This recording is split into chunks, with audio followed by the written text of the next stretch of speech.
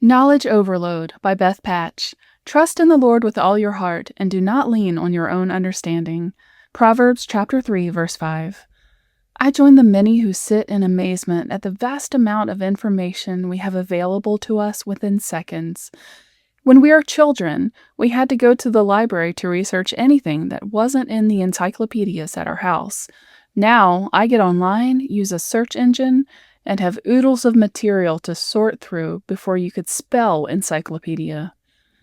Can you think of anything that you couldn't learn about by going online in this day and age? I can't.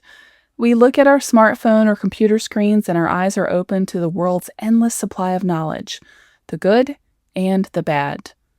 It's not the good that bothers us, it's the bad. We didn't turn the page of the encyclopedia and find pornography, violence, and all sorts of evil.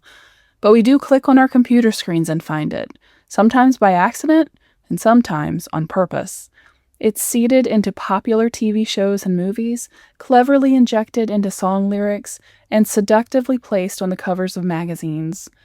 As I lamented the big problems that plague our society as a result of having competing amounts of moral and immoral messages blasted at us, it dawned on me. The tree in the middle of the Garden of Eden is the tree of the knowledge of good and evil. From the Bible. Let's take a look at that story again. The Lord God placed the man in the Garden of Eden to tend and watch over it. But the Lord God warned him, "You may freely eat of the fruit of every tree in the garden, except the tree of knowledge of good and evil. If you eat its fruit, you are sure to die." Genesis chapter 2, verses 15 through 17. The serpent was the shrewdest of all the wild animals the Lord God had made. One day he asked the woman, "Did God really say you must not eat the fruit from any trees in the garden?" "Of course we may eat fruit from the trees in the garden," the woman replied. "It's only the fruit from the tree in the middle of the garden that we are not allowed to eat. God said, you must not eat it or even touch it. If you do, you will die." "You won't die," the serpent replied to the woman. "God knows that your eyes will be opened as soon as you eat it, and you will be like God, knowing both good and evil." The woman was convinced. She saw that the tree was beautiful and its fruit looked delicious, and she wanted the wisdom it would give her. So she took some of the fruit and ate it. Then she gave some to her husband, who was with her, and he ate it too. At that moment their eyes were opened, and they suddenly felt shame at their nakedness. So they sewed fig leaves together to cover themselves. Genesis chapter 3, verses 1 through 7. More on original sin. I don't think I'm the only person who has struggled with this story at some point. They ate the fruit. They didn't drop dead. She wanted wisdom, and after eating, they both knew they were naked. Doesn't really sound all that bad. But God's truths are so much deeper than the surface understanding of his words. Before eating of the tree, they were destined to live forever, never experiencing death, never experiencing eternal separation from God, never committing sin. Before eating of the tree, they had only believed and obeyed God. They were pure and innocent. Once they ate from the tree, sinned, and knew they were naked, they felt shame. Before this, man had not known shame or any other negative emotion. Before this, their relationship to God was one of pure trust and adoration.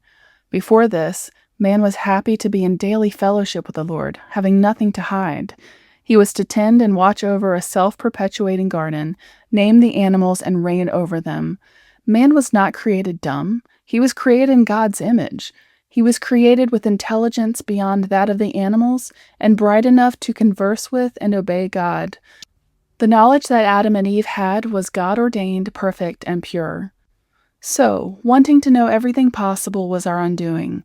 Both God and Satan knew it could be our undoing. God wanted to protect us from it, and Satan wanted us to have it. It began thousands of years ago, and here we are today, getting an unwelcome deluge of the knowledge of good and evil. It's being poured into our lives at unprecedented rates. We're experiencing a nuclear fallout from the quest for knowledge. It's burning our morals away. God knew this would happen. He only wanted us to know good, his good and holy ways. What can we do now? We cannot undo what's been done. But we can glean a major truth from this. God can be trusted to know what's best for us.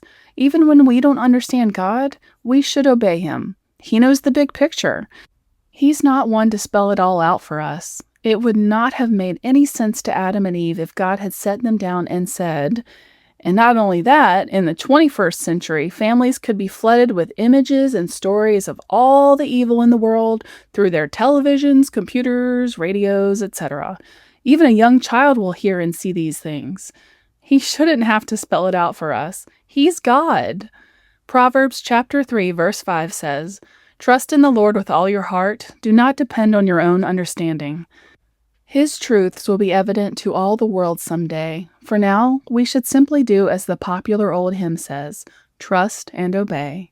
Questions for reflection. Do you struggle with sometimes understanding God's will for your life when nothing seems to make sense? When you struggle, do you take a moment to stop and ask God for clarity in the murkiness of your situation?